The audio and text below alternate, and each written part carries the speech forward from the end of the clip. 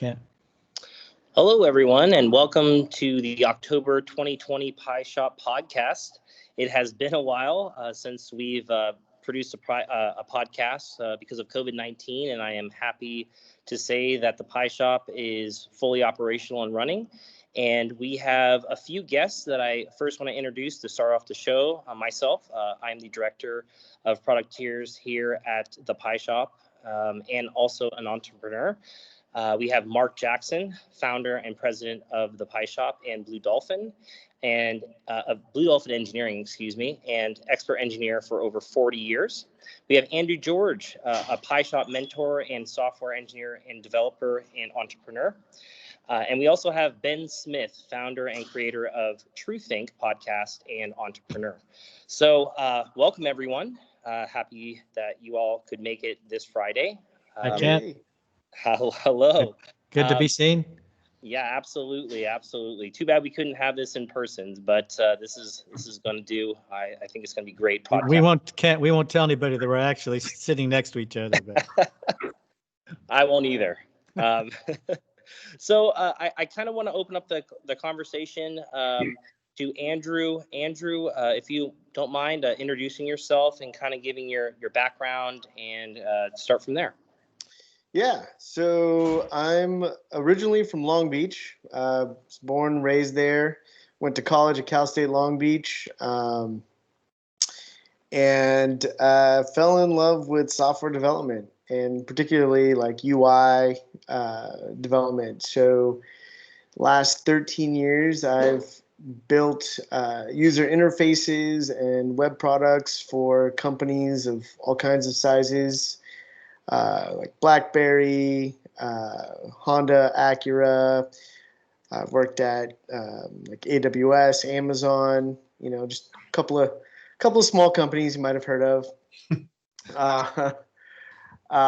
But as well as a lot of startups. Working in a lot of companies that are kind of trying to figure out what their product's going to look like and how that works with their customers. So, I think one of the big joys I get out of this is not just being, a coder guy who sits there and writes a bunch of code, but actually thinking about the human at the end, at the other side of the screen, and having to understand how they're going to use the product, what their needs are, and making sure that the code satisfies those needs and fulfills that functionality for that user with as least resistance as possible. It's kind of a little psychology, a little engineering, so it's kind of cool.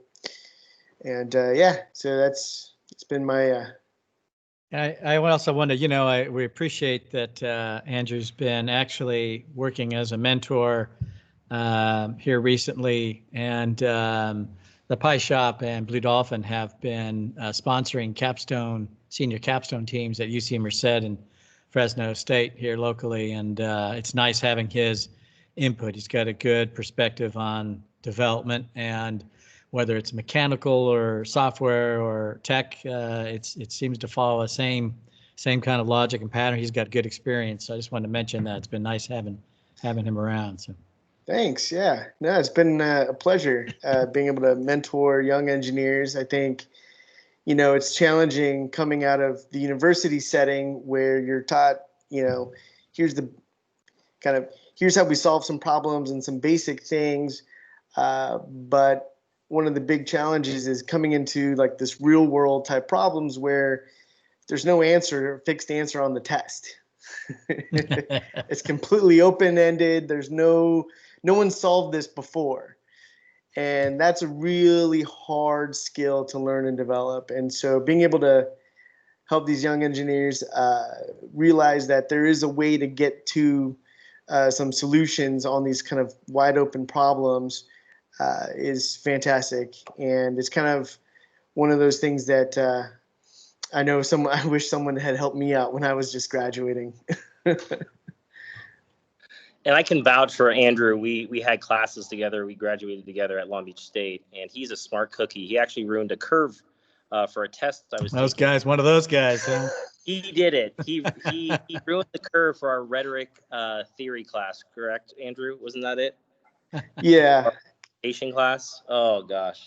Yeah, so I'm not actually an engineer, let's say traditionally. I actually have a degree. My degree is in communication studies, but I have a minor in computer science and have never touched professionally, never touched the communication studies. I just went straight into software engineering because I just enjoyed it that much more. Awesome. Well, thank you, Andrew. And we'll go to Ben. Ben, happy to have you on the podcast. Thanks. Glad to be here.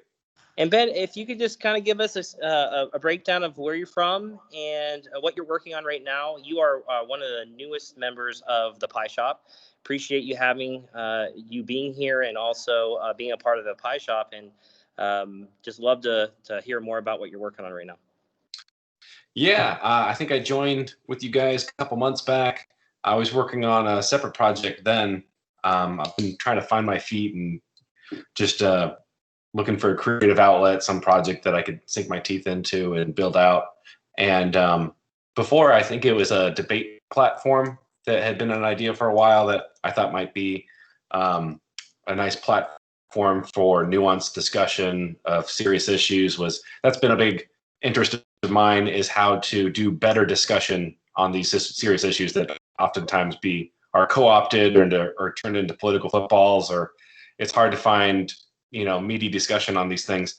And so I eventually was just like, man, I'll just start a podcast. That's a better entry point into that. I know people that have had podcasts. I've been on podcasts. There's a pretty clear entry in terms of scaling it. And so I set it up here in my studio. I've got a couple of guests that will start coming on as early as next week. And the main brand of it is just that it's going to be more solution focused. So whatever the issue is that we're going to be discussing, it could be climate change, it could be police brutality, it could be, Central Valley economics. We'll kind of discuss the unique perspective of the guest or whoever's on, and pretty quickly try to flesh out and demystify ways of solving that problem, because there's a lot of problems out there, and not a whole lot of good solutions floating around. And I was a math major originally in college. Then I switched to philosophy, which was kind of a bad idea, and then I just stopped there. But, I was always interested in symbolic logic and how to formulate good, coherent, sound arguments. And it felt like math applied to more serious issues like philosophy and politics. And so I've always been very keenly interested in that. And so some of the podcasts that I've followed over time, I started with Joe Rogan, and then now I listen to The Portal and the Dark Horse podcast. And Lex Friedman has a podcast now. Seems like everybody's got a podcast now. And Pie Shop's got a podcast. What do you got? Jeez, that's like the bottom of the barrel, isn't it? I don't know. Who? Pie Shop. I mean, yeah. Yeah, absolutely. Everyone does. And, and everyone's willing to trade interviews. The few podcasts that I was on earlier in this year, they were just small time guys, and they were immediately asking me well, now that you've come on here, we're willing to go on yours. And so getting guests is not a problem at all. It's just about then working up that ladder and figuring out how to monetize it, I suppose, with ads or, I'm trying to sort through Patreon right now, which seems to be a good business model for a lot of small time podcasts that are out there. But yeah, that's really all I'm doing. I'm kind of small fish compared to the rest of you guys. Hey, you never know where it might lead, and you bring up an interesting topic though too, is solving problems. Not everybody is trained or oriented towards solving problems. There's a lot of people can often see problems. They'll point them out, they'll complain, they'll protest. Yeah. But they don't always offer solutions, Yeah. And that's it. That are offered are usually not good solutions. Well, right. Or they're unrealistic or not, not acceptable to the general public or whatever the case may be. Right. I know as engineers, basically, we're trained to solve problems. That's what we do. Other professions are trained to find problems. Yeah. And so it goes along well with my nature to be an engineer. I'm a mechanical engineer grad, and so I'm happier pursuing this. It's an important, obviously becoming more and more important and more relative nowadays, that people don't seem to be allowed to, at least in a friendly manner, express their viewpoints and argue the issues. I like the idea. Yeah, exactly. And there's good entry points into it. There are some really easy tools to discuss and flesh out that make it easier to do better problem solving. There's game theory. There's just looking at historical cases of what's been tried and what hasn't.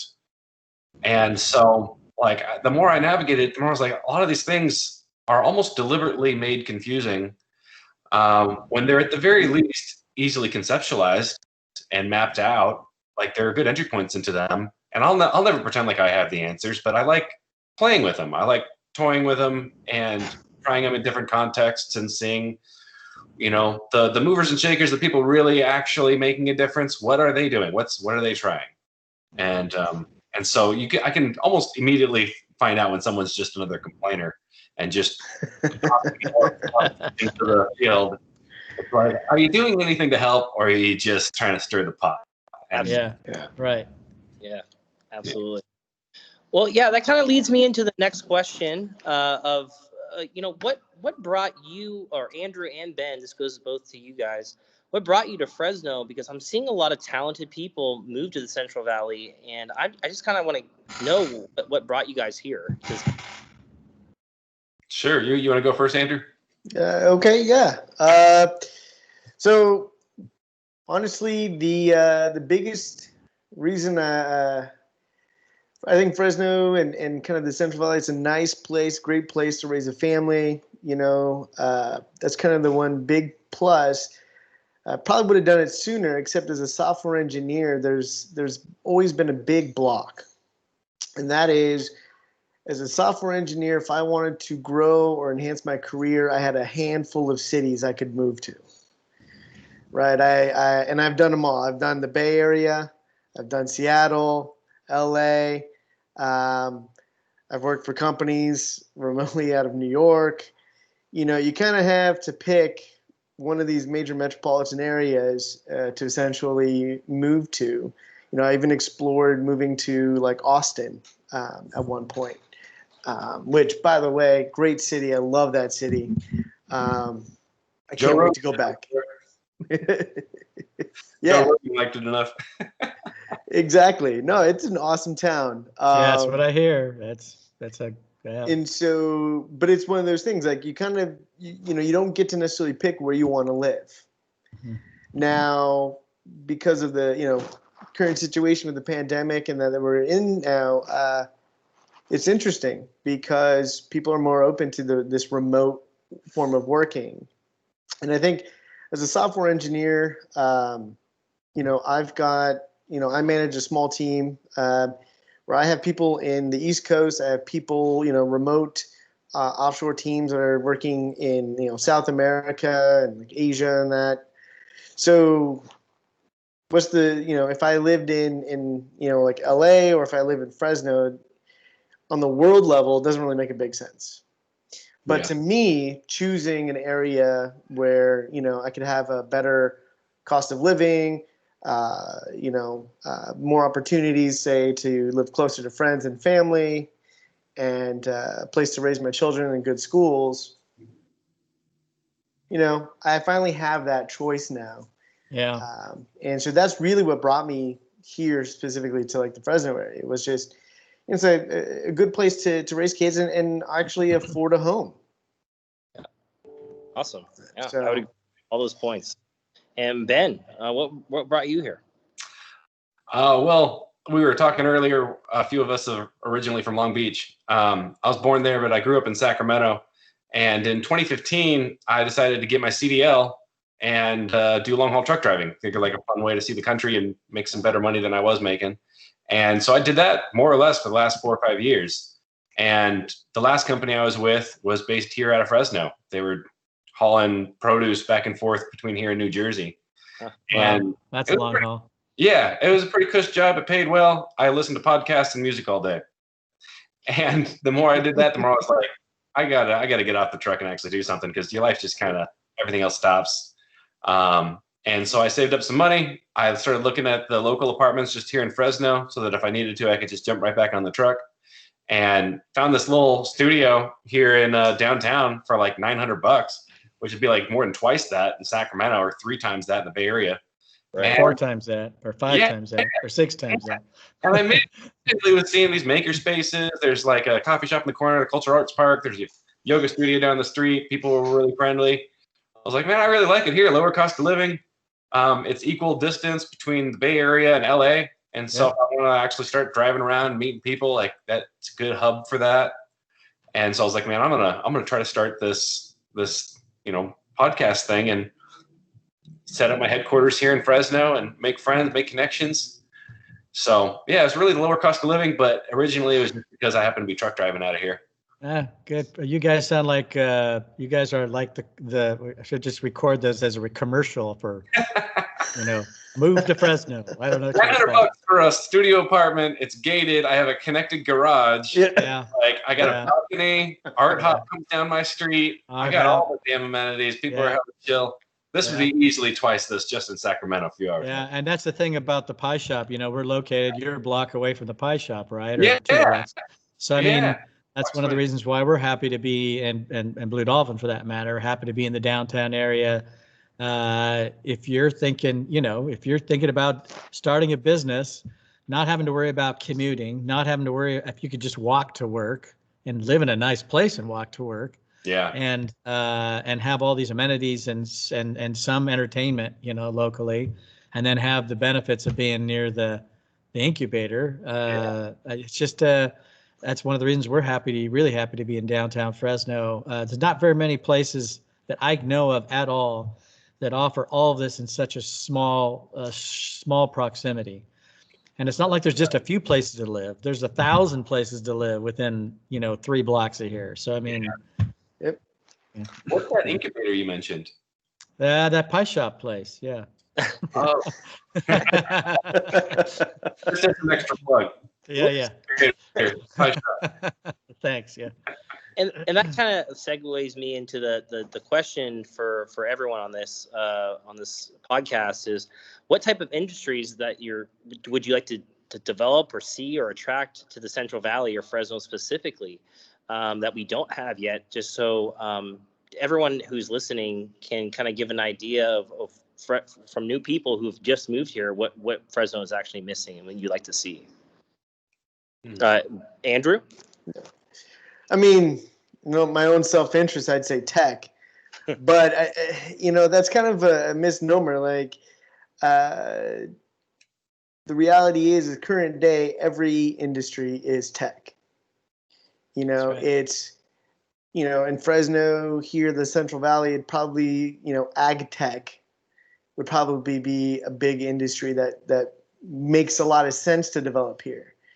You look at some of the companies, like John Deere and like Caterpillar, like it's not just heavy machinery anymore that's really driving the innovation of ag. There's a lot more to it there, with the proliferation of IoT and embedded systems, being able to get smaller and get faster. You have companies like AWS offering, and like Microsoft's Azure offering IoT, like cloud solutions to enable companies to pull in tons of data.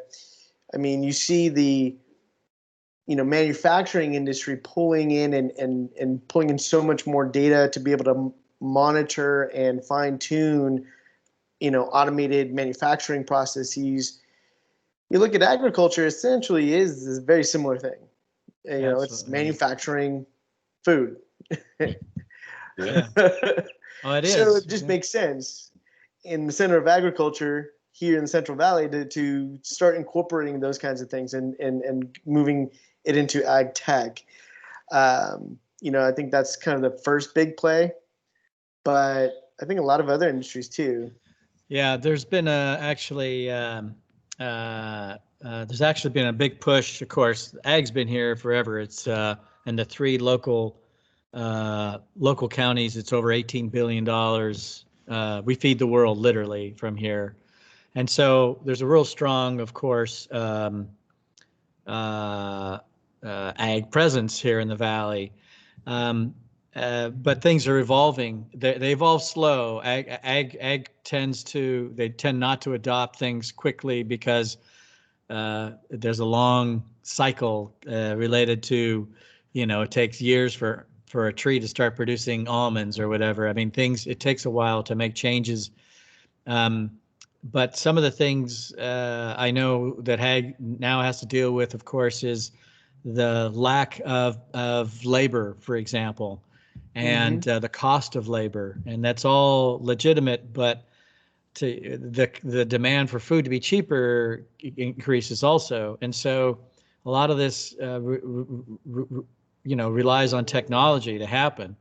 One of the latest things now that's happened with COVID is in the processing world, especially, but even in harvesting, a lot of harvesters are semi-automated, where they have maybe 10 people on a tomato harvester sorting tomatoes, for example, which now you could do with a vision system and automated, removers, but that costs money. So, but now you can't have your guys standing next to each other doing this on a harvester. So it's really prompted a lot of opportunity, I'll say. It's kind of interesting. It's interesting stuff. And as an engineer, it's fun stuff, to try to figure that out. So you're right. Ag tech is that covers a lot of real estate. A lot of different places to go and things to do.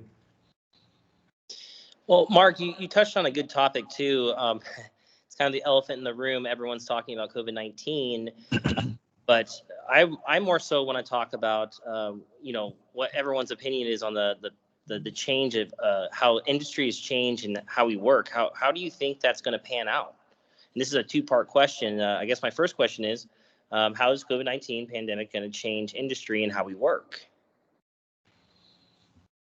How do you think? I mean, yeah, you asking me, Kent, or I'll give anyone who wants to speak.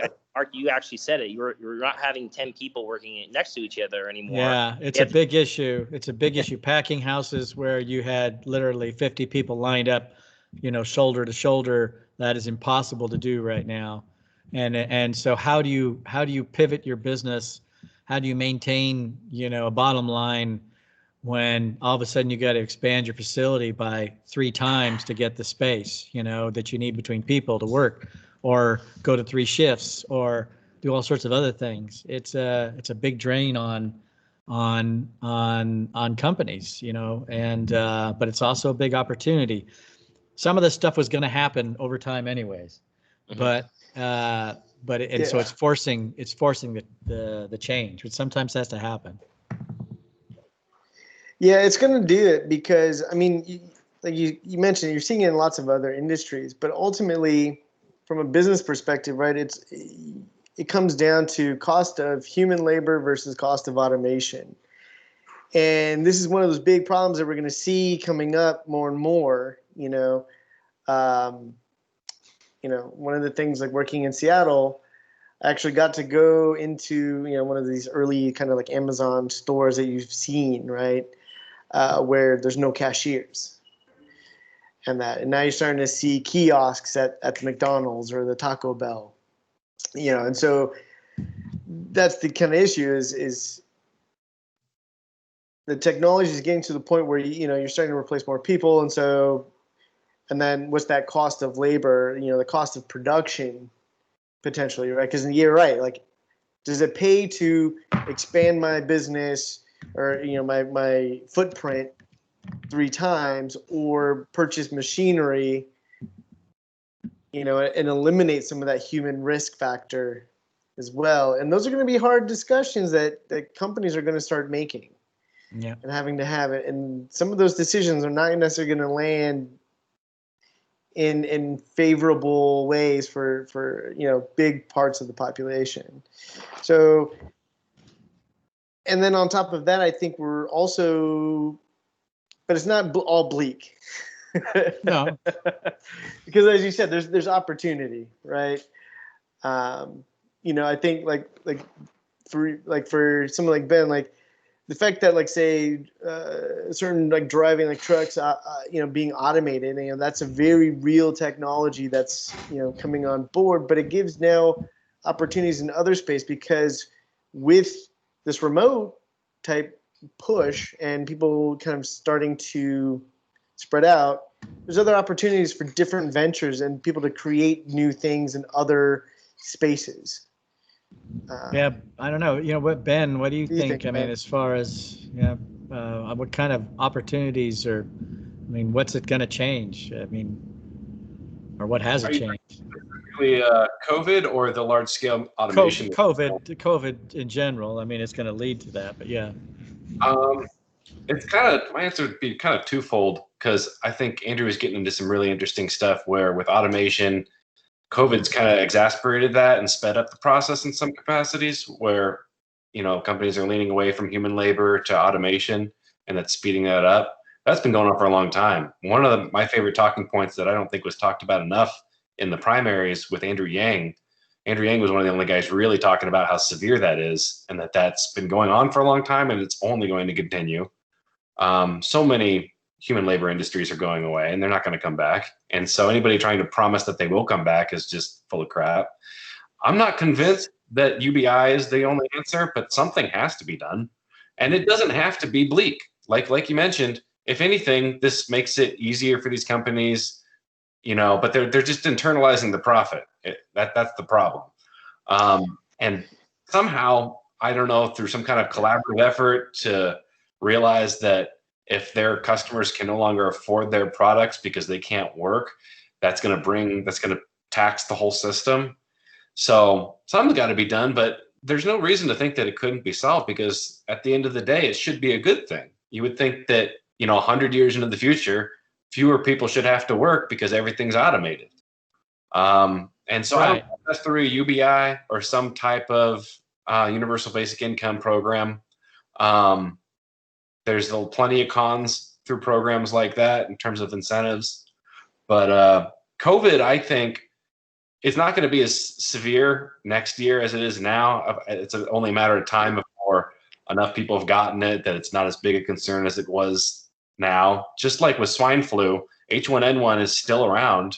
And so COVID is eventually going to be a fact of life that still kind of floats around, and people get it again, I guess, maybe every winter.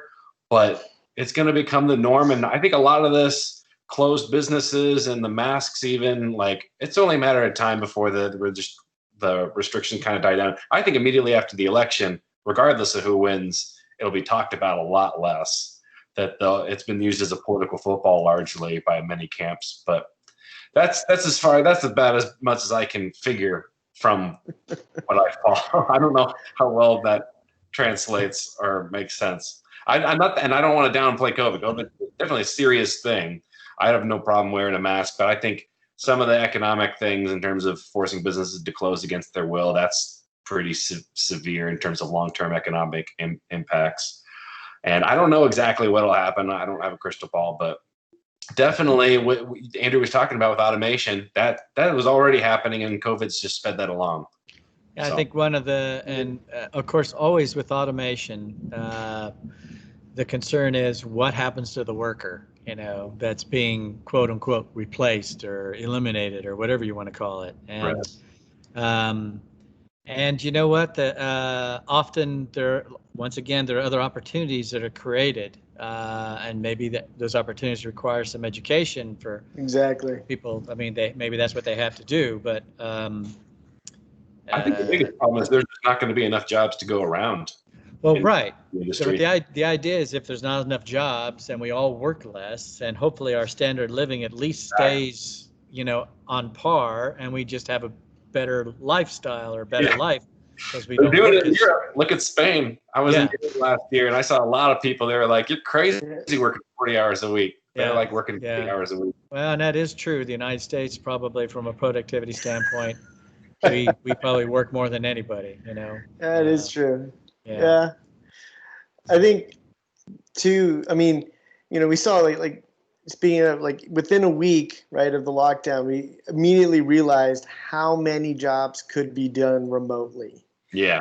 And I think the reality is kind of setting in that some of the high population density that we've kind of been operating under is sort of arbitrary. Like, it's really not necessary. Living in LA, it's not unreasonable to say I drove, over 2 to maybe 3 hours a day. You mean 2 or 3 miles a day? To get essentially, to do those 2 or 3 hours? 10 miles. Yeah. Yeah. My office was 10 miles away from my front door, and it would take me an hour plus to get there and then another hour plus to get back. Living in Seattle, it was the same thing. I lived in, across the bridge, but getting across that bridge during, rush hour would easily take over an hour. And so you kind of think, we realized quickly that a lot of jobs could be done remotely. And so I don't think necessarily that immediately you'll see jobs being eliminated. I think the big first thing, and we're seeing it already, especially out of the Bay Area, is just this exodus of people doing their jobs in other places. Well, it's not just the Bay Area. As it turns out, LA's losing population. However, it's being supplemented by people leaving New York. Yeah. So one of the largest groups that are coming to LA are people who are leaving New York. So they're leaving New York for LA. Yeah. People are leaving LA for who knows where. And the Bay Area, in San Francisco, you've heard that there's this mass exodus from San Francisco too. So yeah, you're right. Pretty quick realization they didn't need to be there and didn't want to be there, I guess. I don't know. So this is where I see the opportunity for a lot of states and cities around the U.S. I think, we've seen a lot of industries falling, but look at states like Ohio. It's becoming the innovation center for 3D printing, right? And large scale, like, additive manufacturing. Yeah. Like Mhm. Ohio. Yeah. And so you're It seeing could be middle anywhere. America's losing jobs. Yeah. But yeah. they're innovating. They're creating jobs, putting new things there in the middle of America. And you know what? People are going to leave, like HP and some of these other, big old tech companies that are in the Bay Area potentially, move out to Ohio because that's where jobs are going to be. Yeah. Mm-hmm. Yeah. And I think that's the opportunity for a lot of cities in a lot of areas like, say, the Central Valley and other states to provide those landing spaces for people who are looking for these opportunities to have more affordable housing, cost of living options. Yeah, it's a definitely higher quality of higher standard of living. I've been involved with an initiative called Drive here. It was started a couple of years ago. There's a couple hundred of us here in the Valley, everybody from the mayor and ex-mayor all the way down, actually, and above them. And Drive stands for developing the region's inclusive and vibrant economy. And the idea being that it's trying to set a roadmap for the economic development and growth here in the Valley for the next 10 years. Mm-hmm. And I actually think, quite frankly, that COVID sort of helped bump it a little bit, to actually bump start it, get it going sooner than they expected. But the idea was to bring more work here and more industry here, more education here, try to get more PhD level activity at the UC Merced and Cal State Fresno, and to be an inclusive economy. The belief being that if you don't include all populations, all races, all creeds, that you will not be successful in trying to revive your region. And so it's kind of interesting. Pie Shop's always been very much in line with all of that. However, it's interesting, like I said, to see how COVID is sort of is forcing. It's showing, just like you two guys, coming to the Central Valley because you can have the similar work experience without all the heartache of the standard of living or whatever. So it's nice. It's nice having you guys here. It's and just to kind of touch on going back to what Ben's doing, and Ben, I think this is a great platform you're creating, because just in the last week we've talked, and I've had people reach out to me asking me questions about, political things, and is this true? Is this not true? What's going on? Is Fresno's economy in trouble? Or, how is Fresno doing? I live in Portland, and everything is changing, and media sources are vastly different.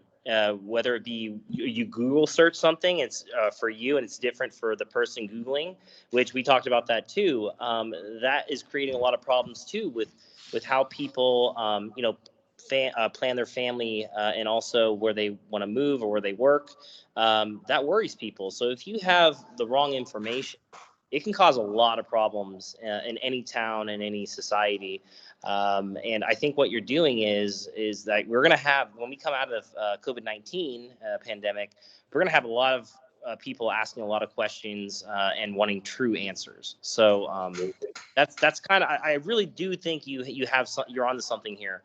I can speak to that for a second if you want. Sure. Yeah, absolutely. Please. Because that's absolutely right. A lot of people are realizing that. I've been following a few economists and people online that seem to have a good handle on it. And what I keep hearing is that the information ecology, as it were, is kind of splintering, and has been for a while, where, everybody's in their own kind of ideological bubbles. And so they're getting their news sources from completely different sources. If anyone saw that Netflix documentary, The Social Dilemma, it touched on it pretty well. Yeah. And so social media, even a lot of news sources, are just perpetuating this, where it's no new phenomenon, really. It's the same phenomenon in high school when you split into cliques, like the jock nerds. People gravitate to what they agree with. And so social media perpetuates that, and it kind of is like tearing at the social tendons of like civilization at large. It really is that bad. It's really bad for young people. It's bad for families, and it's pitting people against each other. And it's just algorithms, really, in most cases, where it just advertises and puts news articles in front of you that it thinks that you're going to want to see. And it's really bad. And a lot of people, I don't know if you're familiar with Tristan Harris or Lex Friedman or some of the people that are out there talking about this. It's a very serious issue, and it's not just in America. It's in Europe. It perpetuated Brexit and all this stuff, and some of it's deliberate disinformation campaigns from other countries, but the vast majority of it is just natural algorithms figuring out what to feed you that they think you want already. Yeah. The fact that Google will just kind of autocomplete whatever you're typing into based off of what it thinks you want to see. And so there's not a whole lot of easy solutions to that. I follow this guy, Daniel Smachtenberger, who's an economist that talks about this a lot, seems to have a pretty good handle on it.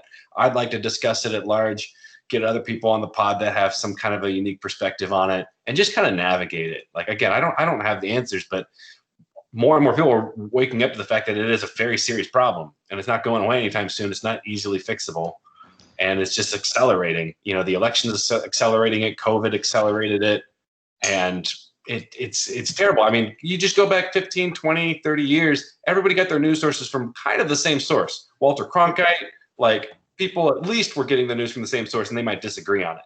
Now you can get two people, and they largely live in two different realities. They're getting their news from completely different sources.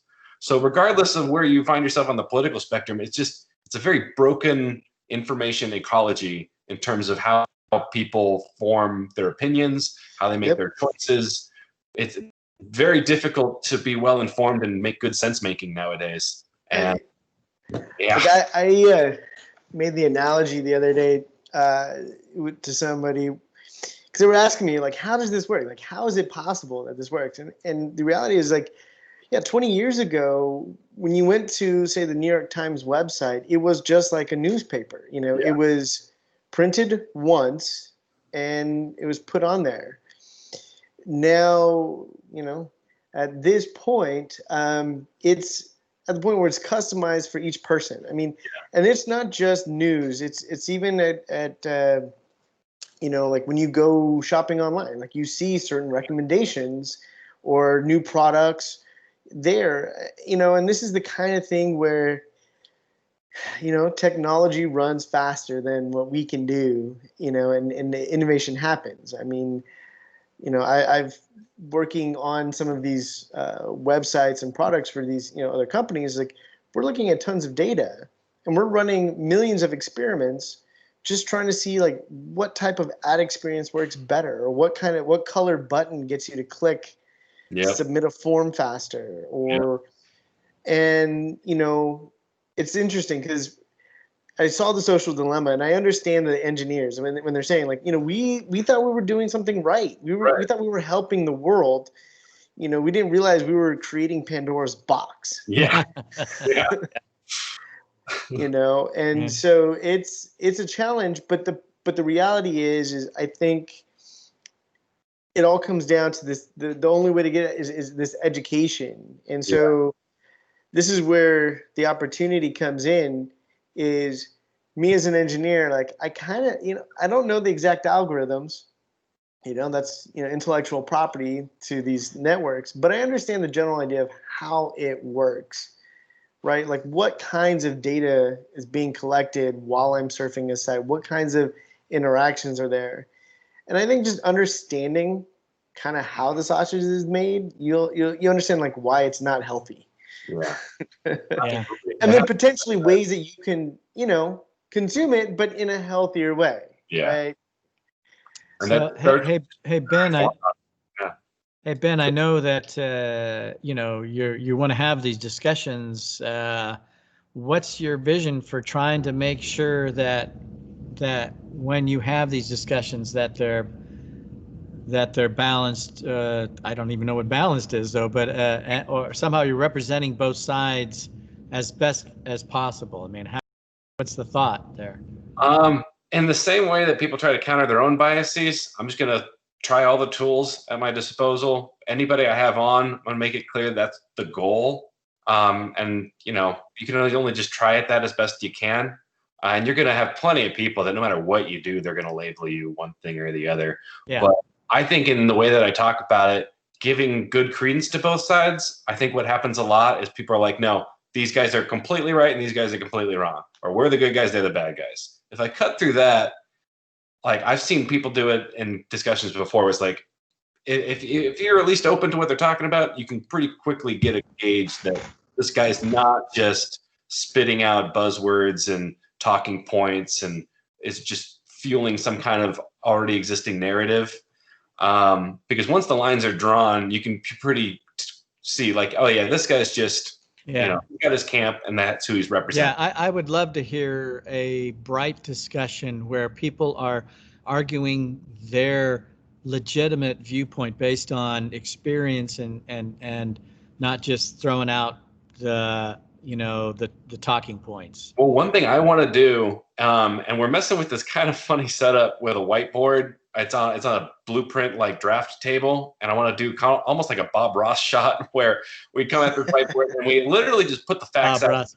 Are you going to get an afro? Yeah. We're trying to find the tone. I don't want to be too comedic, but I want to like just literally illustrate just the facts at first, and then some historical cases, some context, and like there's just different ways to come at it.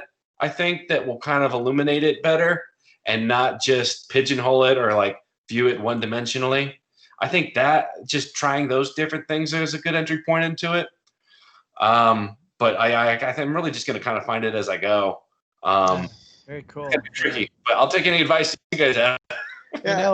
What I was wondering, Elon Musk, I don't know if you're familiar with his method of solving problems. It's not talked a lot about, but he talks about it quite a bit, and it's called First Principles. Yes, I've heard him talk about that. And so First Principles is fascinating, and it's a wonderful way to look at solving problems. Basically, he's saying don't build upon what somebody did before. Break it down into its simplest elements, and then build it back up again and find the solution that way. His example, he has many examples, but one of them is, for example, you would think people thought, and you would think, that the space shuttle was a good solution to sending disposable rockets into space like they did in Apollo and Gemini and Mercury. Right. You say, well, gee, I get to reuse this whole space shuttle. Why isn't it? The problem was that with their model, the boosters that they let loose made that whole model just destroyed the whole model. Yeah. So when he developed, SpaceX, his idea was to reuse the entire vehicle, which is what he does. And so now it makes sense economically. It makes sense, and he used that with battery technology. He said these in a typical battery, these elements, these number of grams of whatever lithium and whatever will go into creating this battery, and it gives me this much energy. Right. How can I take those same elements, rearrange them, reconfigure their whatever, and come up with a better result? Right. It's an interesting way to look at problems. So I'm just kind of curious. That's a way to sort of like what you're talking about. If you can break things down to the basics and then build up an answer. What's funny is you'll see that problem solving, because that's the exact same problem solving strategy I use at Amazon, like day to day. It's engineers are paid to do these things, and so it's one of those things, like we always start with the first principles, but then on top of that, part of that is stripping away assumptions.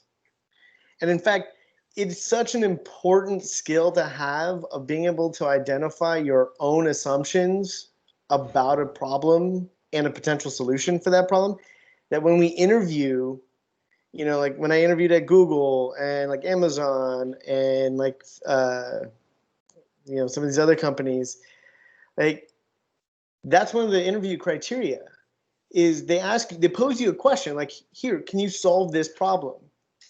And literally the guy who just puts up a solution on the board doesn't get the job. Yeah. Because we're trained as interviewers there to actually say, does this person stop and ask you, hey, there's some assumptions here that I'm potentially going to make. Let me ask some more questions. Let me break this down further. Can I, what specifically are you looking for? Is there a limit? Are there limitations or constraints that I need to keep in mind before I start putting things up on the whiteboard? And that's the guy that we want. That's the guy that you look for, and so, those kinds of that way of thinking is obviously something that is not natural to a lot of people. And it's really hard to think that you have assumptions or you have preconceived notions. Yeah.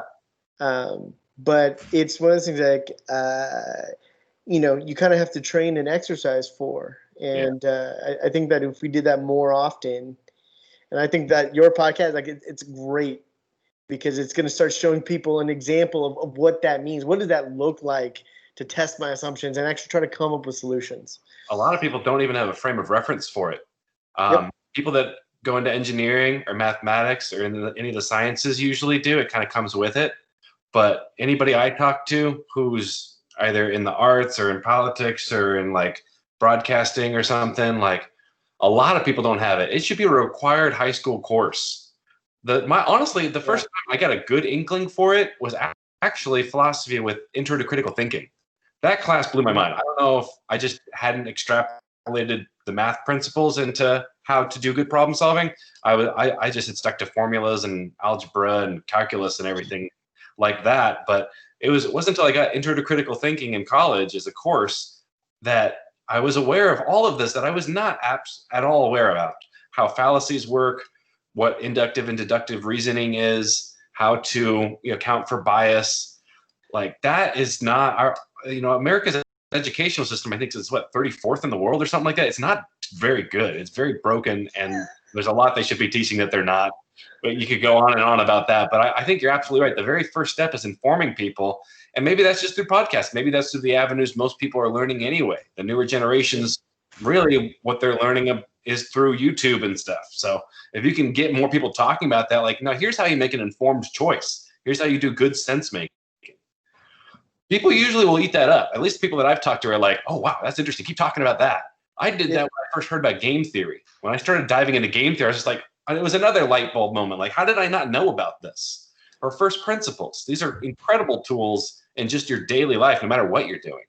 Sure. And, I'll throw you another one. The 5 whys. I think I heard Toyota. 5 why analysis. They are. It's just it's simple. The idea it came out of automotive manufacturing at Toyota, and it was essentially something would happen on the production line. Some problem, some bug or whatever would come, some fault would happen. And they would stop the production line, and literally in any part of the line, a worker could stop the line. And what they would immediately do is they go, okay, why did this happen? And then they would follow it down 5 levels. Because if you follow a problem down enough to a real root cause, you don't only solve the problem that showed up 5 stations down in the production line, but you solve a whole class of problems or potential problems that show up later in the production line. Yeah. And so that's symptoms, not the disease. Yeah. And that was a strategy that, I used a lot at Amazon. We would have issues that would come up, and it wasn't good enough to just say, yeah, I fixed it. There's some code, here you go. It was, okay, did you actually do the analysis to determine that the fix you put in is, solves that problem, but solves that whole class of issues, that whole potential subsystems. And now you're solving, potential faults that could show up in all kinds of different areas inside of the product. Absolutely. Usually it's just a symptom, and the underlying problem was much deeper, and you just got to, That's brilliant. It's called the 5 whys, because I'm going to look further into that. 5 whys. Yep. Nice. Awesome. Yeah. I think Toyota implements that. I think I heard about that in a Toyota documentary. Yep. That's exactly where it's from. Nice. And they're really, they make great products. So something to really look into as well. Yeah. I got a Yaris in my garage right now. I love it. It never breaks down. Well, I kind of want to close the podcast here. I also want to thank Ben Evans. I want to kind of give you a plug too here. So you will be your next YouTube video will be available. Is that true? TrueThink YouTube video next Friday, on October 16th. Is that correct? October 16th will be our first podcast release. It'll be on YouTube at the TrueThink podcast YouTube channel, and then at truethink.org, which will be our landing page. And then you can reach me at I'm Ben Evans on all social media platforms, Twitter, Instagram, Facebook. And so it'll be, the TrueThink podcast with Ben Evans, the host, and we're just going to kind of go from there. I'm going to try to get it as often as bi-weekly or even daily. Like, I really want to pump it, try to ride the wave of the election going on next month, and just try to get good sense making out there. Sure. Awesome. And hopefully I can come on too and be a guest. I would love to come on. Absolutely. You guys are all welcome. Make sure you guys reach out to me. We'll just come on every I love it. This is great. I'm down. I also want to thank Andrew George, a mentor here at the Pie Shop, and also Mark Jackson, founder and president of the Pie Shop and Blue Dolphin Engineering. We have great minds on these podcasts, and next month is going to be a whole new topic, new guests, and possibly the same guests. We would love to have as many people involved as possible in the community and in Fresno and the Central Valley. So I encourage everyone to reach out to the Pie Shop and or Blue Dolphin Engineering for any questions. If you have an idea, it could not even be product related. We'd love to talk to you and to help you out and see what we can do for you. So you can find us on the web. The Pie Shop is the Pie Shop, THEPISHOP, just like it says behind me here, .org. And you can check us out there, and or Blue Dolphin Engineering. If you just search for Blue Dolphin Engineering, you'll find us where we show up all over the place. So thanks, Kent. Appreciate that. Really love doing this, and thank you, everyone. Have a great weekend. Stay productive and positive. You too. Thanks, guys. Thanks, Take care. guys. Bye-bye. Bye.